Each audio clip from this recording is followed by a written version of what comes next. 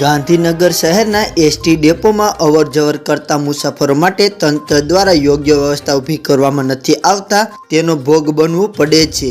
ગઠિયાઓ અવારનવાર સક્રિય થઈ જતા હોય છે અને મુસાફરને નિશાન બનાવીને રોકડ રકમ તેમજ મોબાઈલ અને પાકીટની ચોરી કરીને પલાયન થઈ જતા હોય છે।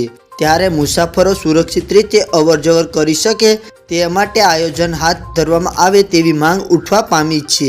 રાજ્યના પાટનગરમાં આવેલ એસટી ડેપોમાં રોજના અસંખ્ય મુસાફરો આવન જાવન કરી રહ્યા છે, ત્યારે તંત્ર દ્વારા સીસીટીવી મૂકવામાં આવ્યા છે, પરંતુ શોભાના ગાંઠિયા સમાન બની ગયા હોય તે પ્રકારે અવારનવાર મુસાફરો ચોરી તસ્કરીનો સામનો કરવો પડે છે।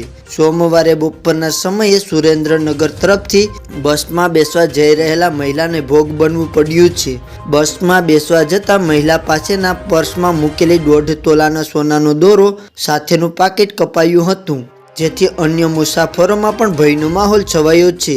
અગાઉ કિંમતી મોબાઈલની ચોરી કરવામાં આવી હતી। સીસીટીવી હોવા છતાં ગઠિયાઓ કડા કરીને ફરાર થઈ જાય છે। મુસાફરોની સુરક્ષા સામે પણ અનેક સવાલ ઊભા થઈ રહ્યા છે।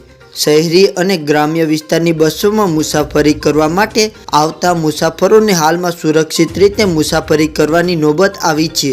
તંત્ર દ્વારા મુસાફરોની સુરક્ષાને ધ્યાનમાં રાખીને ડેપોમાં વેકેશન તેમજ રજાના દિવસો દરમિયાન ચુસ્ત બંદોબસ્તી ગોઠવવામાં આવે તો મુસાફરો પણ સુરક્ષિત રીતે આવન જાવન કરી શકે એમ છે।